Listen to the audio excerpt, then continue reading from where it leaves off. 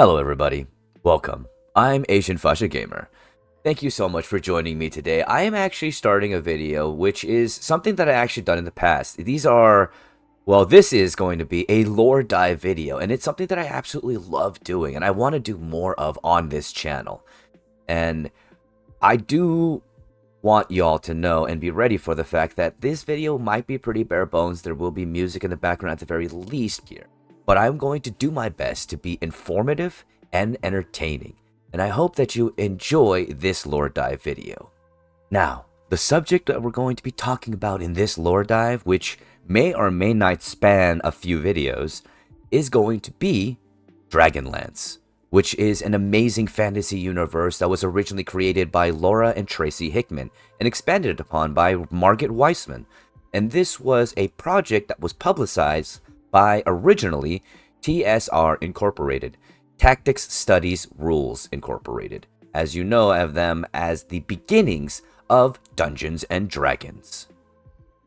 Now, Dragonlance as a universe was first inspired by an actual campaign that was played by Laura and Tracy Hickman and other members that were part of the project that eventually came into the creation of Dragonlance. And from that came the amazing universe that was first publicized in the year of 1984. Now, over the years, the Dragonlance universe has expanded time and time again, and so we are able to categorize it into three specific time periods, which is the pre-cataclysm, the post-cataclysm, and the second cataclysm period. And that is what we'll be going over in this lore dive, starting with the Age of Starbirth. Now, the Age of Starbirth began with the arrival of the High God of Order and the God of Chaos. Arriving to this new realm devoid of all creation, the High God and the God of Chaos would call into the cosmos, into the multiverse, for others to join them to begin the creation of this realm. Many would answer the call, arriving within the Kryn space at the behest of the High God of Order and the God of Chaos. Of all the gods that answered the call of the High God of Order and the God of Chaos, 3 would be found worthy with their offerings to begin the foundation of this realm. With their offer accepted by the High God, the 3 chosen gods would call out to the void for constituents to join them. And of the 3 chosen gods and their constituents, they would become aspects of light, darkness, and neutrality. Paladine the Father, he was a dragon of true strength, one of platinum scales and brilliant glory. They would represent light and order, and all that was just within the world. Paladine's chosen mate, Mishikala, would be the goddess of healing, of restoration, and she would represent the continuing healing cycle of life. Majere, Paladine's greatest friend, would become his brother and advisor as a god of light, of law, and of truth. Majere represented the discipline and divine knowledge of the gods themselves. And finally, there was Branchala, the music, the mirth, the life, the joy of light. And it was from Branchala that music was born. These gods would come together and become the aspects of light and be a foundation of magic and the physical world itself. But alongside light, there would always be darkness, and with that, there would be Takashis. Takashis was in fact the sister to Gilean and Paladine, and she was the Dragon of Darkness. Her monstrous draconic form held 5 heads of chromatic colors, and she would be the representation of corruption, of destruction, of death itself and the shadow that loomed beyond. And upon Takashis' call to the void, 4 would answer the call of darkness. There was Sargonnas, the god of war, vengeance, and destruction. Sargonnas would be the chosen consort of Takashis, and together they would be the heralds of darkness. Following closely behind Sargonnas was the stench of death, the undead, and the dying. Chemosh, the god of death. Following in the wake of this darkness, there would be another, Morgion, the god of plagues, the god of disease. Morgion would not be allied with the other gods of darkness, but would still be a representation. And finally, there would be the chaos in between, the evil that would weigh the scales. Hiddukel, the god of lies, deception. And within that, the pantheon of darkness would be complete, and they would balance the light together, bringing the world into a cycle forevermore. Light and darkness must be balanced, and to maintain this balance there would be the gods of neutrality, led by Gilean, the brother to Paladine and Takashis. Gilean was the immortal scribe, called from beyond time itself. He joined the pantheon to ensure that there would be balance forevermore. Gilean would call for constituents from the beyond, and they would answer his call. They would together be the gods of neutrality, of balance, to give substance to life itself, to allow for there to be levity between light and darkness. There would be Chislev and Zivilyn. Chislev would be the goddess of instinct, of nature, and would be unbound by either light or darkness. And then there would be her mate, Zivilyn, the god of wisdom, of insight. They would be responsible for creating both physical and the immaterial. Chislev is responsible for the physical, Zivilyn responsible for the immaterial and the creation of the Fey realm. Together, Chislev and Zivilyn both guard the aspects of the tree of life that respond and exist in both the immaterial and the material. And it is together that they maintain this physical and immaterial balance of the world of Krynn. Then there would be the three gods of form that answered the call of Gilean. One would be Reorx, the god of craftsmanship, the blacksmith, the one that would craft the world and all that would be mechanical and continuous. There would be Shinare and her mate Sirrion.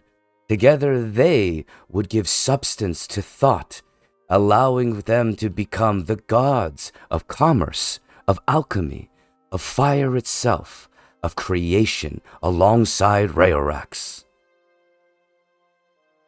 Sirrion would be responsible for sparking the inspiration that would begin the conception that would be created by both Shinare in concept and Reorx in form. And thus, with the gods assembled, the work would begin.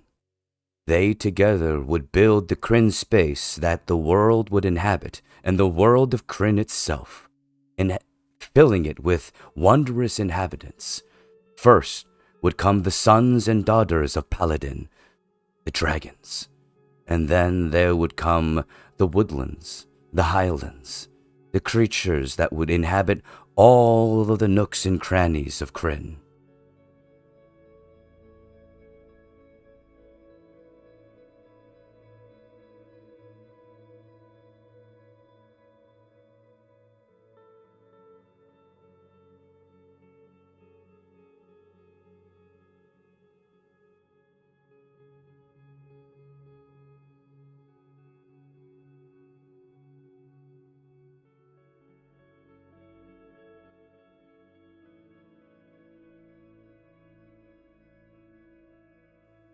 Upon seeing the visage of the finalized plan and their world in motion, the gods would begin the cycle, and the first to strike would be the goddess of darkness herself, Takashis.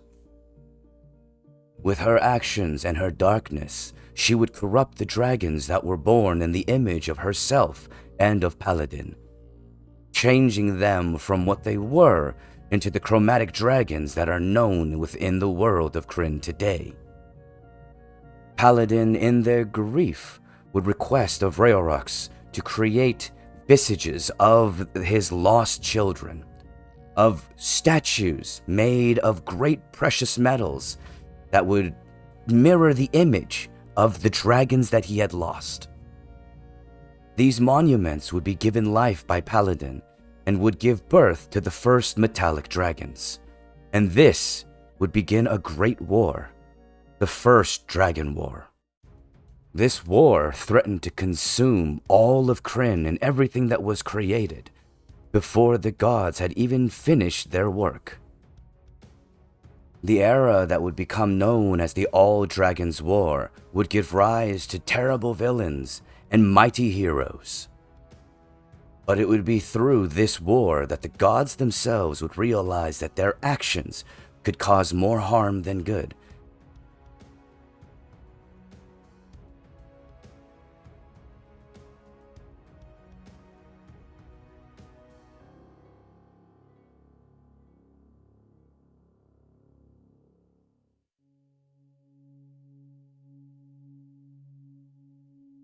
And thus they would retreat and complete their work, creating the Dome of Light, the Abyss,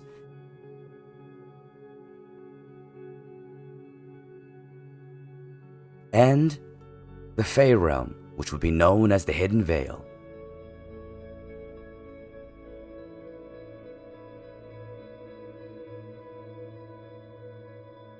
With the retreat of the gods, the inhabitants of Krynn, which were still growing, would be left to their own devices, and the dragons would find their way in the world.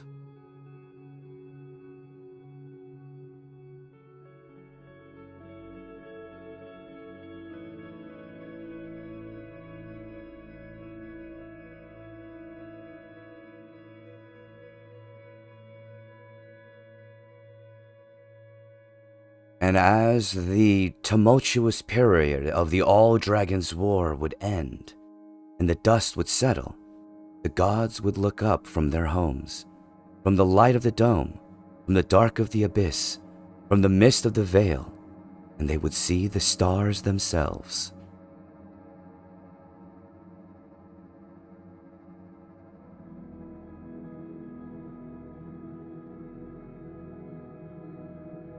The gods of light, darkness, and neutrality saw the power in these stars, and they were drawn to them. Tempted by this strength, they would begin a war, unbeknownst to the High God of Order and the God of Chaos. This war would become known as the All Saints' War. This war ended at the hands of the High God of Order, whom stopped the battle and demanded that each leader of the Pantheon give to the stars a gift, and with this gift, they would be granted the power of the stars themselves. But they would have to do so by sharing this strength, by understanding that they needed each other, and this would become a treaty amongst the gods themselves. It would be revealed by the High God themselves that the stars that were created by the High God and the God of Chaos held the very spirit of life itself, and that was the power that the pantheons were drawn to, and that with their gifts, they would be granted these powers, the power to give life to their world more than just the dragons. Understanding this, the gods of light would give to the spirits of the stars form as their gift.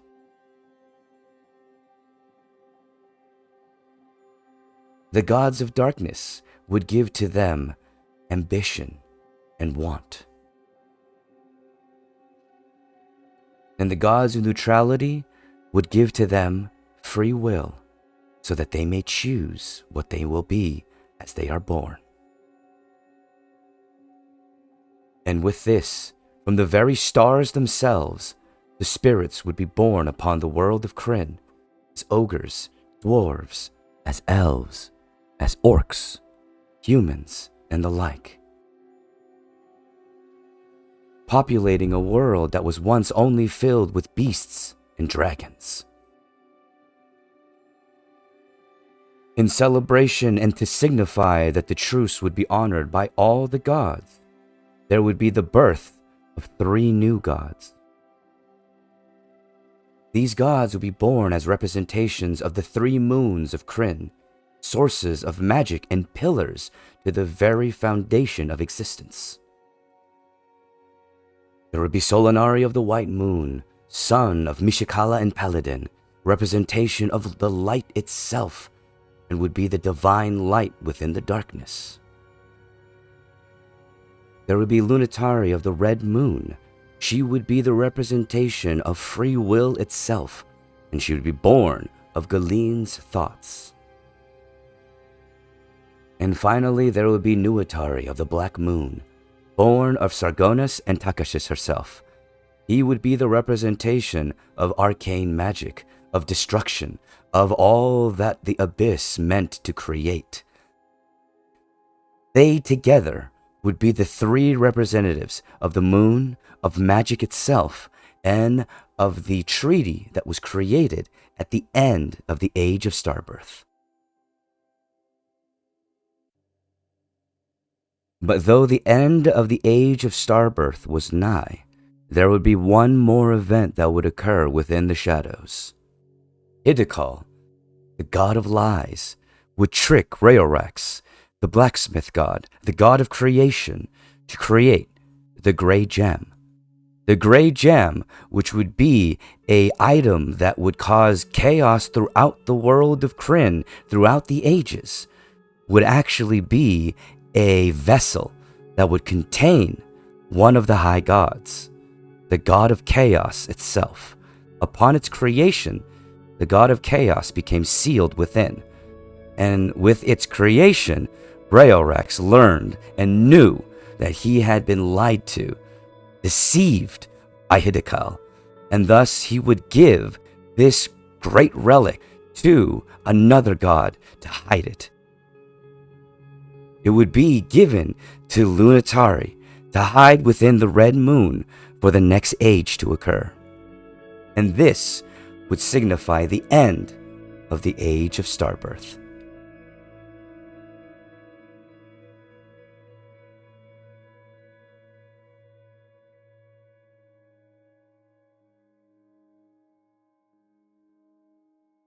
Now, I do hope that you enjoyed this video. I appreciate all of y'all. And remember, I, Faja, am a full-time content creator. And to support me, it's as easy as like, share, comment, and subscribe for more.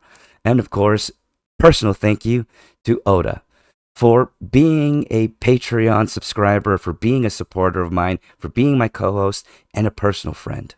And I hope you enjoyed this video. There will be more to come as we have a lot to go over. But this will be the end of this video for the Age of Starbirth within Dragonlance. Well then everybody, that's another video down. Thank you all so much for joining me, and I do appreciate your view and your time. And if y'all want to join in on the content and the fun, please do check out these links right here. We've got merch, we've got a Patreon, and we've got so much more. Alrighty then y'all, have a good one, and bye-bye.